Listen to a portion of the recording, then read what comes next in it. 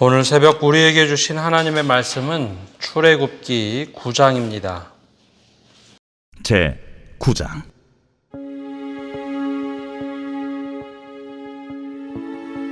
여호와께서 모세에게 이르시되 바로에게 들어가서 그에게 이르라.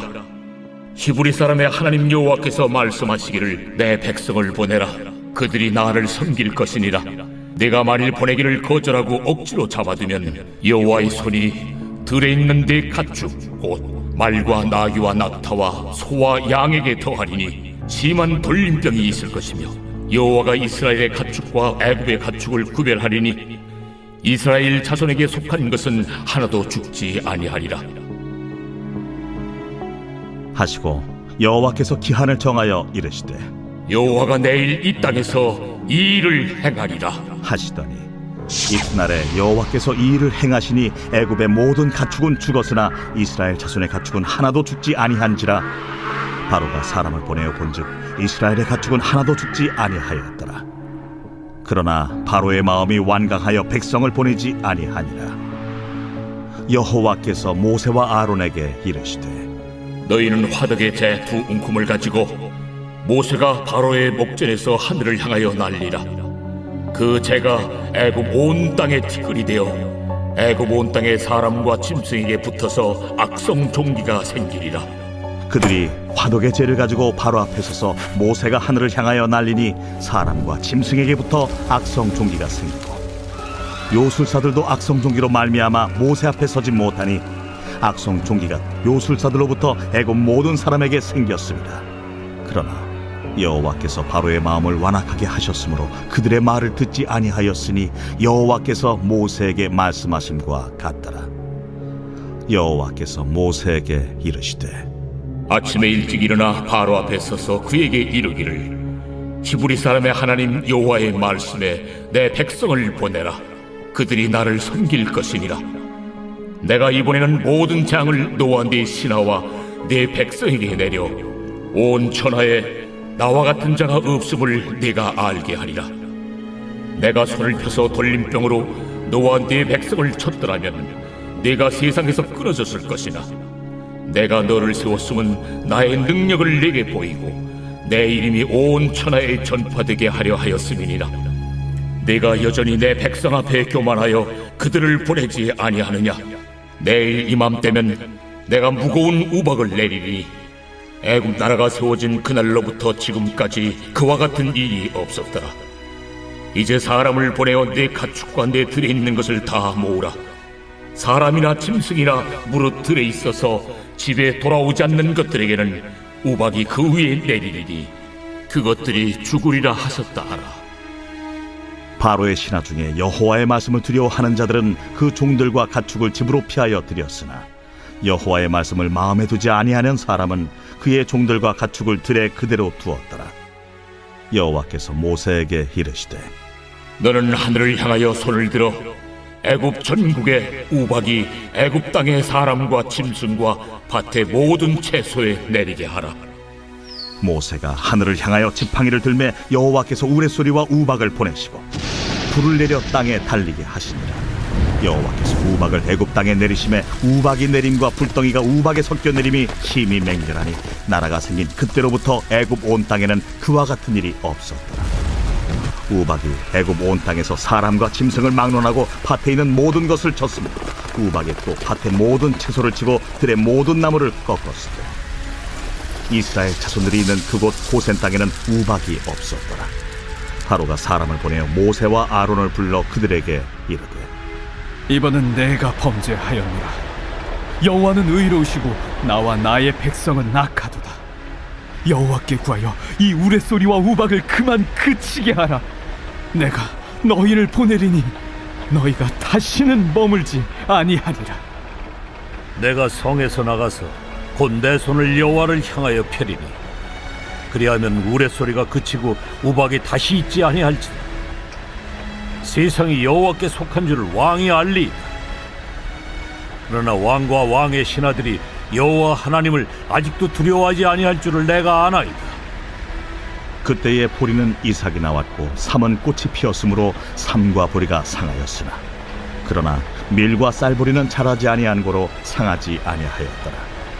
모세가 바로를 떠나 성에서 나가 여호와를 향하여 손을 펴니 우레소리와 우박이 그치고 비가 땅에 내리지 아니하니라. 바로가 비와 우박과 우레소리가 그친 것을 보고 다시 범죄하여 마음을 완악하게 하니 그와 그의 신하가 꼭 같더라. 바로의 마음이 완악하여 이스라엘 자손을 내보내지 아니하였으니 여호와께서 모세에게 말씀하심과 같더라. 오늘 새벽에도 하나님의 은혜와 평강이 함께하기를 바랍니다. 하나님의 사랑에 반대되는 말이 어떤 것일까요? 얼핏 생각하면 사랑의 반대는 미움 혹은 질투 혹은 벌을 내리거나 꾸중하는 것을 사랑의 반대라고 생각할 때가 있습니다. 그러나 그것은 곰곰이 생각해 보면 사랑하기 때문에 때로는 벌도 내리고 사랑하기 때문에 꾸중도 하고 때로는 질투도 하는 겁니다. 오히려 사랑의 반대말은 무관심입니다. 이 무관심이 사랑의 정반대입니다. 그래서 사람들 안에 사랑이 생기면 관계도 맺고 또 여러 가지 협력이 이루어지지만 사랑이 점점 사그러들면 무관심하게 되죠. 하나님의 무관심과 침묵은 좀 다릅니다.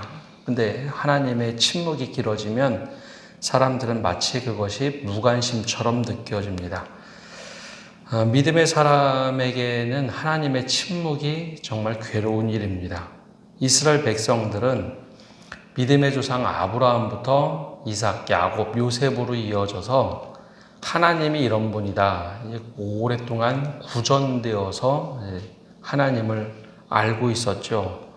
그런데 애굽 땅에 내려와서 이것이 한 세대, 두 세대, 400년이 지나면서 하나님에 대한 기억들이 점점 희미해져 버립니다.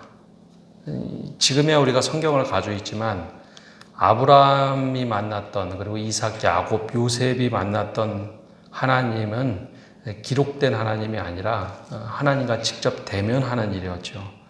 400년이 지나가면서 하나님의 침묵이 길어지자 이스라엘 백성들은 우리가 애굽 땅에 살다 보니 하나님이 우리를 버렸거나 잃어버렸다라고 생각했습니다. 더군다나 애굽 땅은 바로 즉 파라오 태양신 라의 아래에 있었기 때문에 하나님이 이 땅을 떠나셨나 보다 생각을 했죠. 그런데 하나님이 어느 날 모세를 통하여 일하기 시작합니다. 하나님이 내가 누군지 나는 나다라고 하면서 알려주시며 히브리인들에게만 하나님을 알려주신 것이 아니라 애굽 사람들도 여호와 하나님이 누군지 알기를 원하셨죠.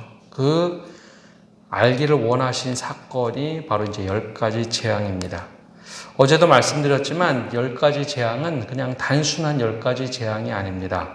하나님께서 어떤 분이신지 알려주신 거죠. 그래서 재앙의 의미는 첫째는 하나님께서는 태양신 라, 즉 파라오 아래에 있어도 아무것도 못하시는 분이 아니라 그 위에서 일하실 수 있는 분이다라는 것을 보여주는 게 10가지 재앙입니다. 또 다른 의미는 하나님은 만유의 주님이시다라는 걸 보여주고 있습니다. 애굽 땅에서 하나님이 일하시니까 그 땅에 있는 신들이 무력해집니다. 셋째로는 하나님께서 오랫동안 애굽 사람들이 믿고 있던 우상들, 그 우상들을 하나둘씩 물리치고 계시죠.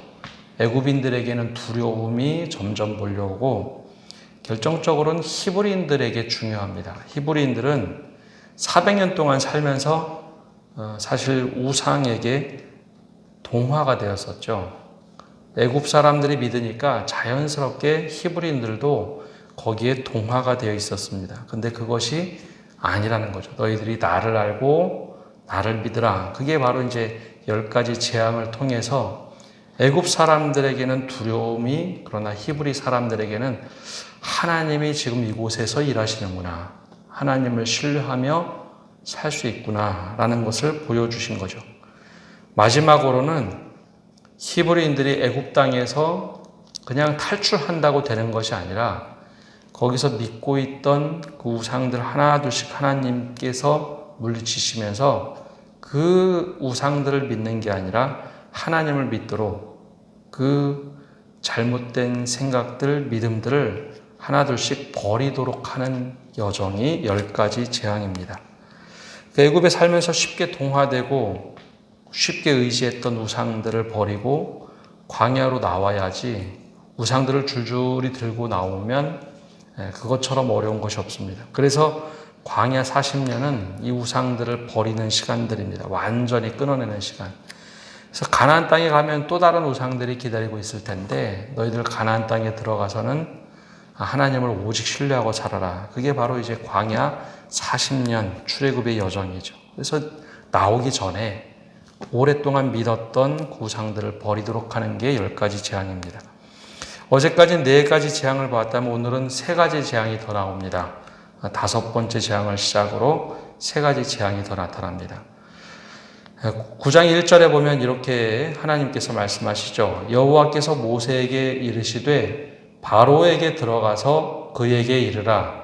히브리 사람의 하나님 여호와께서 말씀하시기를 내 백성을 보내라. 그들이 나를 섬길 것이니라. 계속해서 반복되는 말씀입니다. 바로에게 가서 히브리 사람의 하나님 여호와께서 말씀하시기를 내 백성을 보내라. 그래야면 나를 그들이 섬길 것이다. 이 하나님께서 나를 보내라. 출애굽기 처음 시작할 때 이 애굽 사람들의 걱정 2가지가 있었습니다. 하나는 그들이 너무 많아져서 전쟁의 소리를 배신할까. 2번째는 이들이 나가면 어떻게 할까. 이들이 나간다면 그 당시에 국고성을 만들던 모든 일들, 피라미드, 스핑크스를 만들고 왕들의 계곡에 수없이 많은 무덤을 만들어야 하는데 일할 사람이 없다는 거였죠. 그거에 대한 두려움이 있었습니다. 계속해서 하나님께서는 내 백성을 보내라 라고 요구하시죠. 그러면서 이번에는 하나님께서 말씀하시기를 모든 동물, 가축들을 치시겠다라는 겁니다. 그런데 가축을 치는데 이 돌림병으로 하나님께서 가축을 치는데 이번에도 구별하시겠다라는 겁니다. 고센 지역에 있는 이스라엘 사람들, 히브리인들의 가축과 구별해서 애굽의 가축들은 죽겠지만 고센 땅에 있는 히브리인들의 가축은 살려둘 것이다 라고 이야기하시죠. 돌림병이 도는데 선을 기준으로 이쪽은 죽어가고 이쪽은 살 것이다. 이제 가축이라는 것은 이제 소, 양 그런 것들이죠. 근데 그 소에도 신이라는 이름을 붙였고 양, 염소 다 그렇게 붙여놨습니다. 하나님께서는 우상들 하나씩 치시겠다라는 거죠. 그래서 바로가 처음에 생각합니다. 설마 이렇게 될까? 근데 웬걸요? 6절에 보면 이튿날에 여호와께서 이 일을 행하시니 애굽의 모든 가축은 죽었으나 이스라엘 자손의 가축은 하나도 죽지 아니한지라. 그래서 바로가 깜짝 놀랐습니다. 자기네 땅에 더군다나 카이로에 있는 가축들은 다 죽어가고 고센 땅에 있는 것은 도대체 그럼 어떻게 됐을까? 사람들을 보내죠. 7절에 보면 근데 모습이 너무나 자세하게 나옵니다. 바로가 사람을 보내어 본즉 이스라엘의 가축은 하나도 죽지 아니하였더라. 그러나 바로의 마음이 완강하여 백성을 보내지 아니하니라. 이게 아주 이제 독특한 일입니다. 애굽 땅이면 태양신 바로가 지배하는 땅인데 그곳에 하나님의 손길이 임합니다. 그런데 아주 정확하게 고센 땅에 있는 히브리인들은 하나님이 보호하시더라는 거죠. 그러면서 이제 이스라엘 백성들은 점점 하나님에 대한 신뢰를 얻기 시작합니다. 반대로 애굽 사람들은 점점 두려워지죠. 그래서 이번에도 아무 일도 일어나지 않자 이번에는 자연스럽게 다음 재앙이 이루어지는데 다음 재앙은 바로가 마음이 강팍해진 상황에서 이루어졌기 때문에 따로 가서 말하지 않습니다. 화로에 있는 재를 하늘로 바로 앞에서 뿌리면 그것이 악종이 되리라. 이번에도 정확하게 고센 지역에는 악종이 나지 않지만 애굽 전역에 악종이 퍼지기 시작합니다. 근데 이번에는 좀 특이한 것이 있는데 11절에 보면 이렇게 기록되어 있죠. 요술사들도 악성 종기로 말미암아 모세 앞에 서지 못하니 악성 종기가 요술사들로부터 애굽 모든 사람에게 생겼습니다. 이 요술사들은 애굽의 신들을 통제하고 때로는 애굽의 신들을 불러오는 사람들입니다. 첫 번째, 두 번째 재앙, 물이 피가 되도록 하는 것, 개구리가 나오도록 하는 것은 요술사들의 몫이었죠. 근데 8회, 즉 2부터는 요술사들이 불러내지 못했습니다. 근데 이번에는 요술사들, 즉 하나님의 권능이 요술사들에게까지 미치기 시작하죠. 이게 공포가 생깁니다. 신들을 통제하거나 바치던 사람들에게 종기가 일어나니까 더 이상 이들에게도 마음이 확 어려워졌죠. 근데 이제 바로의 마음은 점점점 완악해집니다. 그러자 이제 하나님께서 또 다른 재앙을 준비하시는데 악성 종기가 아니라 이번에는 우박을 준비하십니다. 그러면서 하나님께서 다시 14절에 이렇게 말씀하시죠. 내가 이번에는 모든 재앙을 너와 내 신하와 내 백성에게 내려 온 천하에 나와 같은 자가 없음을 내가 알게 하리라. 이 내가 알게 하리라라고 하는 건 하나님께서 내가 누군지 알기를 원한다. 이게 바로 이제 바로에게 하는 말입니다. 하나님이 누구신지 알기를 원하셨죠. 모세와 아론뿐만 아니라 히브리인들, 애굽 사람들도 하나님이 누군지 알기를 원하셨습니다. 내가 어떤 하나님인지, 본인들이 믿는 자신들의 이름을 붙인 하나님이 아니라 나는 나다. 네가 나를 규정하는 게 아니라 내가 어떤 하나님인지 알기를 원하노라 라고 말씀하시죠. 근데 그때 이제 우박을 내리시겠다라고 하자 그냥 우박이 아니라 온 전역에 사람들, 가축 모두에게 우박을 내리겠다. 이제 그 얘기를 들었던 바로뿐만 아니라 신하들이 이제는 두려워합니다. 바로의 신하들이 20절에 보면 이렇게 하죠. 이렇게 나옵니다. 바로의 신하 중에 여호와의 말씀을 두려워하는 자들은 그 종들과 가축을 집으로 피하여 들였으나 이 말씀은 애굽 사람들 중에도 하나님을 이해하고 알기 시작했다라는 겁니다. 신하들이.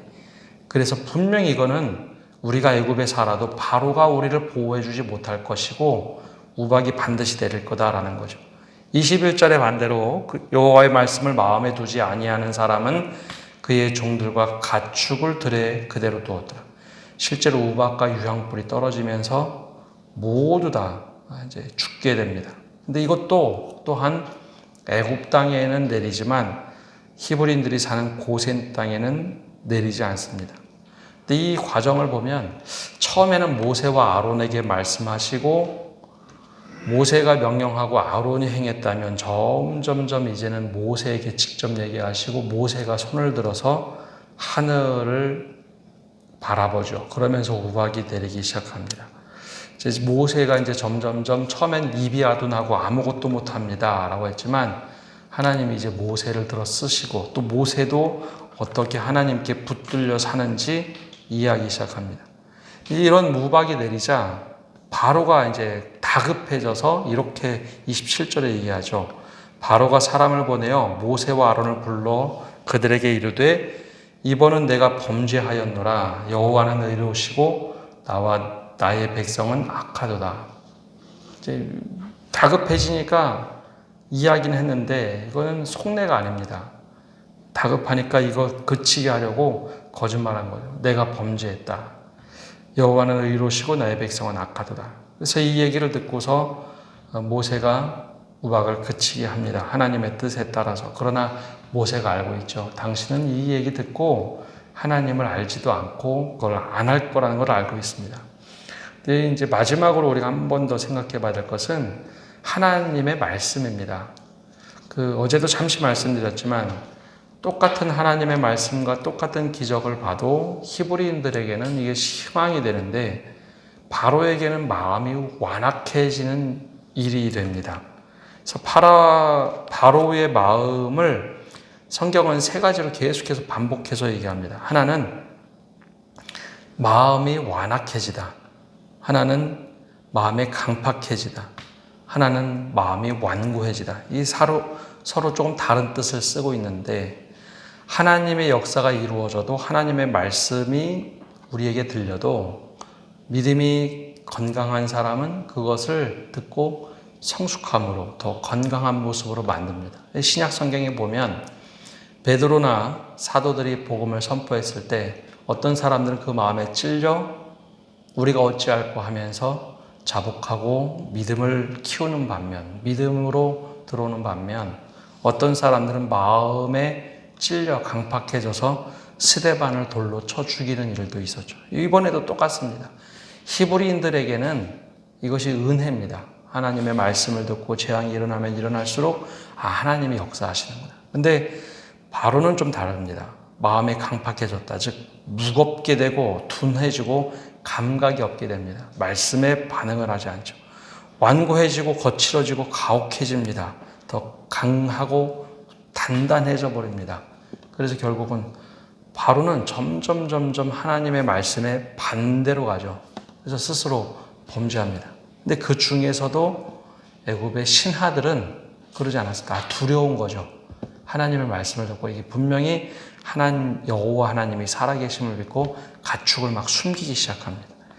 오늘 우리가 이제 어떤 마음을 가지고 살아가느냐, 똑같은 하나님의 말씀을 들어도 정말 그 말씀이 소화가 잘 되고 잘 그걸 내 것으로 소화하면 그것이 양약이 되고 우리의 믿음을 성장하도록 합니다. 그러나 그것이 소화가 되지 않고 우리가 뱉어낸다면 바로처럼 마음이 강팍해지는 경우도 있습니다.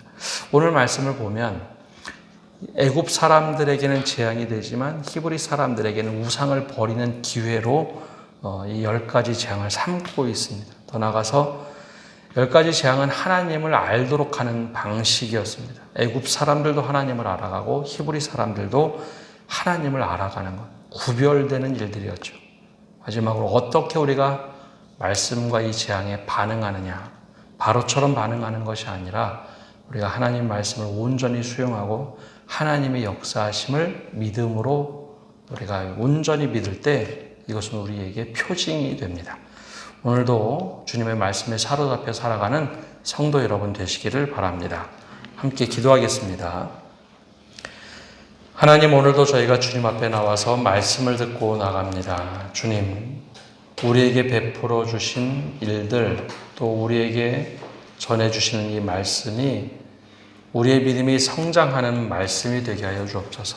바로처럼 마음이 강팍해지거나 하나님 우둔해지거나 마음이 딱딱해져서 하나님 말씀을 소화하지 못하고 그냥 오히려 버림받는 자가 되지 않도록 우리를 붙잡아 주시고 은혜 내려 주시옵소서. 하나님의 권능이 나타날 때마다 우리에게 더욱더 뚜렷한 구별되어 살아갈 수 있는 믿음을 허락하여 주시고 하나님을 더욱더 신뢰하며 살아갈 수 있는 저희가 되게 하여 주옵소서. 우리에게도 애국과 같은 수많은 우상들이 즐비하고 있습니다. 이때 하나님을 온전히 하나님으로 믿고 살아갈 수 있도록 우리에게 은혜 내려주시고 하나님과 동행하는 저희가 되게 하여 주옵소서. 오늘 한 날도 모든 것을 주님께 맡겨드리며 예수님의 이름으로 기도합니다. 아멘.